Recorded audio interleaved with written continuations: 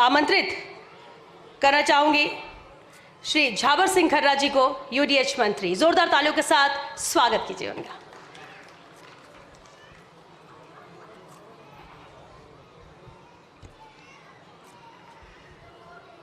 बस कुछ ही देर का इंतजार और है और उसके बाद बच्चे क्योंकि परेशान भी हो रहे हैं, लेकिन जल्द ही रिजल्ट मेरे पास है। कौन है राधा रानी और कौन है वो बाल गोपाल जिनको आज यहाँ से खास उपहार मिलेगा। आप बने रहिएगा, अपनी जगह पर विराजमान रहिए। बहुत स्वागत है आपका सर।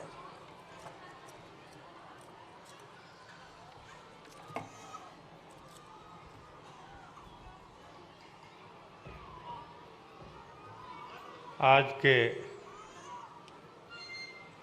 इस जन्माष्टमी समारोह के अवसर पर उपस्थित राजस्थान के उप मुख्यमंत्री माननीय प्रेमचंद जी बैरवा साहब, सिविल लाइन विधानसभा क्षेत्र से माननीय विधायक सम्मान्य गोपाल जी शर्मा साहब, फर्स्ट इंडिया चैनल के सीईओ और हमारे पशुपालन और डेयरी विभाग के प्रमुख शासन सचिव, आरसीडीएफ के प्रबंध संचालक, उपस्थित सभी सज्जनों, देवियों और विशेष रूप से बाल गोपाल के रूप में पधारे सभी नन्हे मुन्ने बालक बालिकाएं, सबसे पहले तो मैं जन्माष्टमी के शुभ अवसर पर सभी राष्ट्रवासियों को जन्माष्टमी की हार्दिक शुभकामनाएं देना चाहूँगा और साथ ही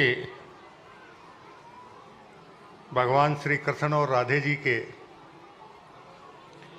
चरणों में प्रणाम करना चाहूँगा। अगर मनुष्य जीवन को अच्छी तरह से समझना है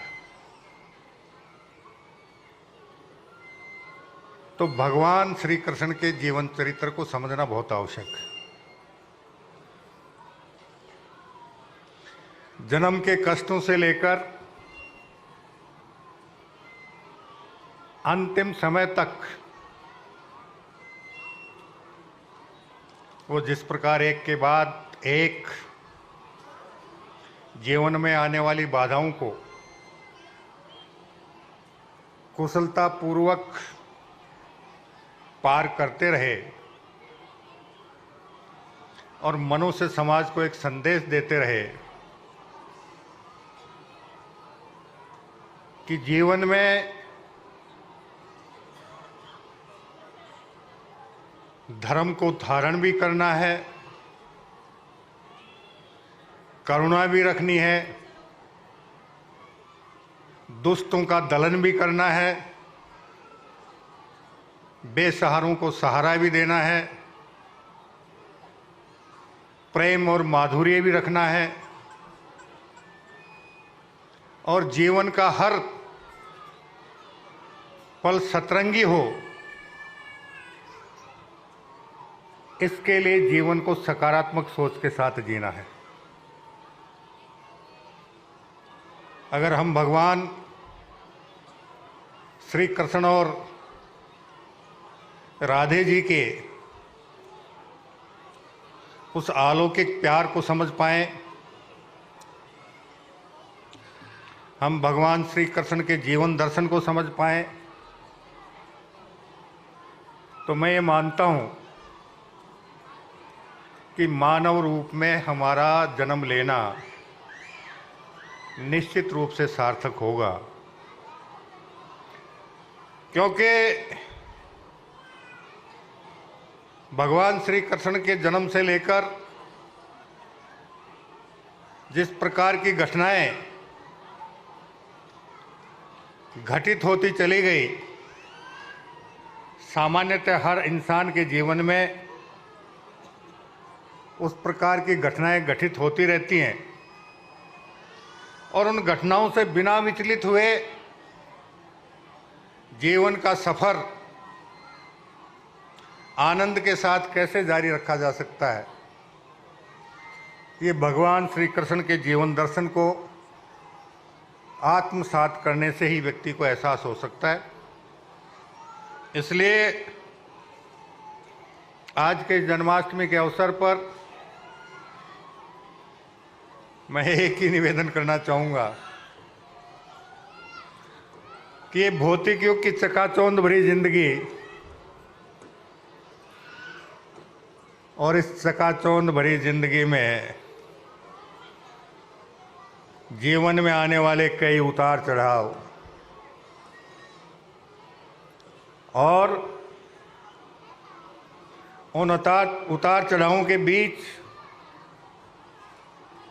बहुत से ऐसे प्रसंग, बहुत से ऐसे बातें जीवन में आती हैं